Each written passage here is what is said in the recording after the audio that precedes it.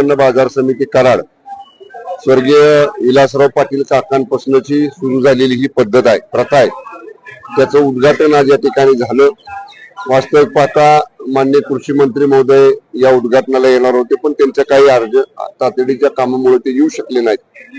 शेतकऱ्यांना 3 दिवस एक प्रकारची कृषीसाठीची पर्वणी ही या बहुउद्देशीय कृषी प्रदर्शनामधनं जिल्हावासियांनाच नव्हे तर शेजारच्या जिल्ह्यातले लोक सुद्धा या कृषी प्रदर्शनामध्ये येत असतात आणि एक चांगली प्रथा सुरू झाली होती काकांच्या काळामध्ये आहे, ती अशीच पुढे चालू राहिलेली आहे।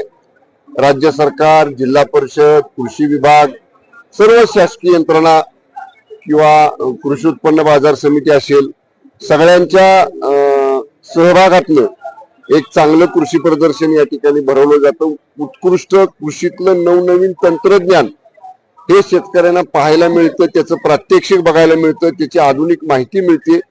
यावर्षी AI टेक्नॉलॉजी मार्फत शेतीमध्ये कसा त्याचा वापर करायचा त्याचंही प्रात्यक्षिक आपल्या कृषी विभागामार्फत या ठिकाणी आपण स्टॉल त्याचा या ठिकाणी उपलब्ध आहे।